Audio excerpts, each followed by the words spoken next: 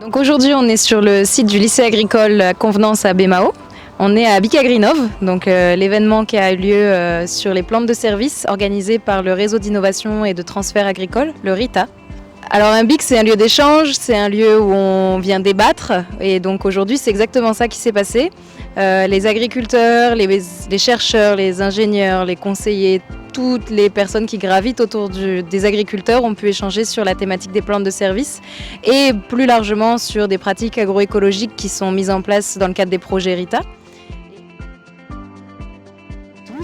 Ravi d'être ici sur le stand de la DAF sur la première édition du BIC Agrinov.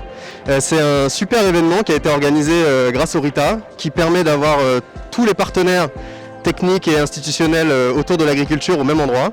Et pour nous, la DAF, d'être au contact des agriculteurs, des porteurs de projets qu'on croise par ailleurs, de tous les avoir au même endroit, de pouvoir échanger sur les difficultés éventuelles, sur leurs projets, etc.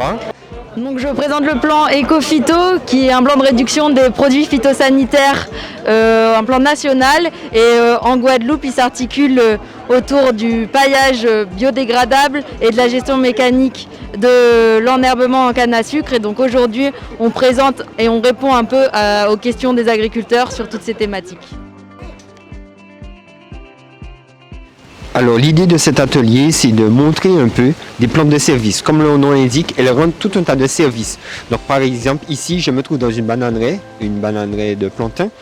Et ici, nous avons un couvert qui est enherbé, qui a été cultivé en plantes de service. Donc là, on a un ensemble de plantes de service qui sont utilisées par les producteurs. Donc les deux principales qui ont été beaucoup semées chez les producteurs de bananes, c'est principalement les crotalaires, donc une légumineuse, et une graminée pérenne, le brachiaria.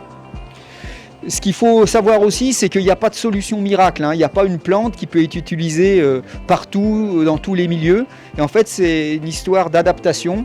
Certains producteurs vont préférer une plante parce qu'elle correspond plus à leurs besoins, et un autre va en choisir une autre. Donc il n'y a pas vraiment la plante qu'on va pouvoir proposer à tout le monde de la même manière. Ici, on est sur une plante Bidens pilosa. On trouve aussi le Bidens alba ici, beaucoup, en bordure de champs, dans les champs. Et en fin de compte, cette plante-là, elle est très intéressante pour son système racinaire très puissant. Donc vous voyez ici, là, il faut vraiment la fourche pour les sortir. Et en fin de compte, c'est une plante mellifère. Elle est aussi, on la retrouve aussi dans la pharmacopée française, les fleurs qui sont comestibles.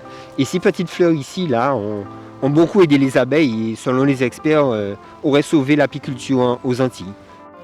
Cette journée, elle permet de montrer à la profession, mais aussi aux élèves, aux futurs agriculteurs guadeloupéens, les innovations en termes agricoles et notamment au service de l'agroécologie, la réduction des pesticides en agriculture.